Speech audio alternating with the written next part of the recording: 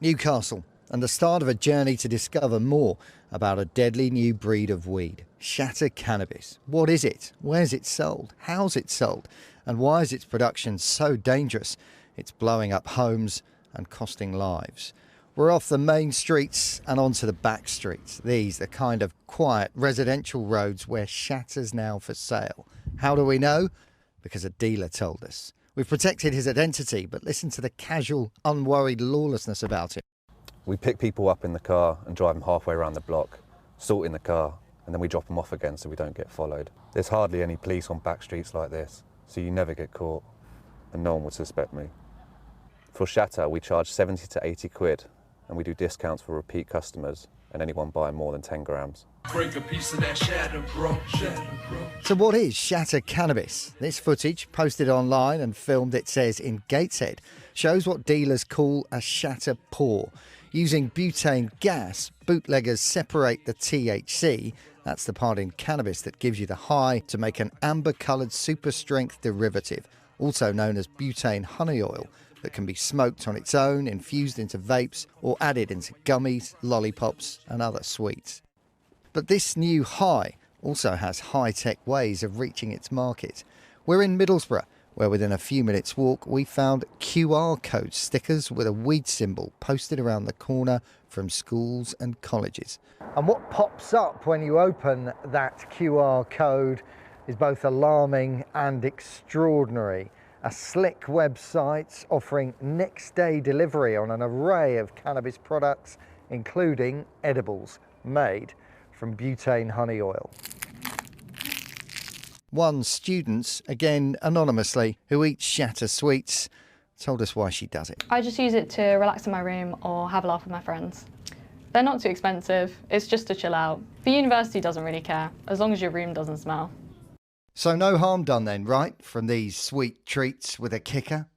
Wrong. Higher strength cannabis, as you say in itself, the potency of it increases the risk of adverse effects. So the risk to your mental health in particular. You know, it's the difference between, I don't know, cider and pure alcohol. But with shatter cannabis products far greater than any concerns about what can happen taking them, are even bigger concerns about what can happen making them. And developing now on Denver 7, our crews were first on scene of a suspected hash oil explosion. Welcome to Colorado, the world shatter cannabis capital, after marijuana consumption and production was fully legalised, notching up 30 shatter lab explosions in a single year. This is verified footage of what a shatter lab looks like when it goes up, and here is one of the only shatter makers who survived a blast that's prepared to talk about it. I was actually making a bomb inside my own house. Like an instantaneous, roaring, raging fire from floor to ceiling. I think I was like 27% burned. It's horrifying. How did you even try to get out? Grabbed the doorknob to get out, and the doorknob never turned. The skin come right off. So then I had to grab it with my left hand and really grab it hard and really turn this old doorknob. Now you got to deal with the addiction problem, you got to deal with the family problem, you got to deal with the PTSD problem, you got to deal with all the other problems that's caused from it. You know, and they scrub them every day.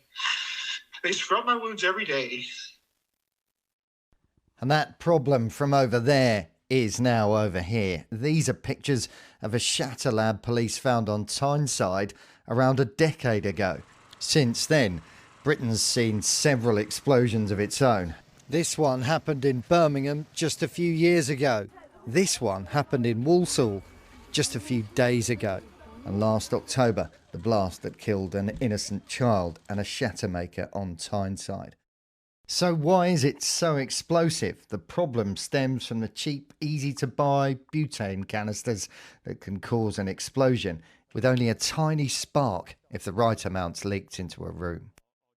The ignition energy required to ignite this gas is so low that static electricity could ignite it. A deadly hazard then, but with shatter labs being so small and so cheap to set up, police say it's hard to know where they are, how many they are, and which home might blow up next.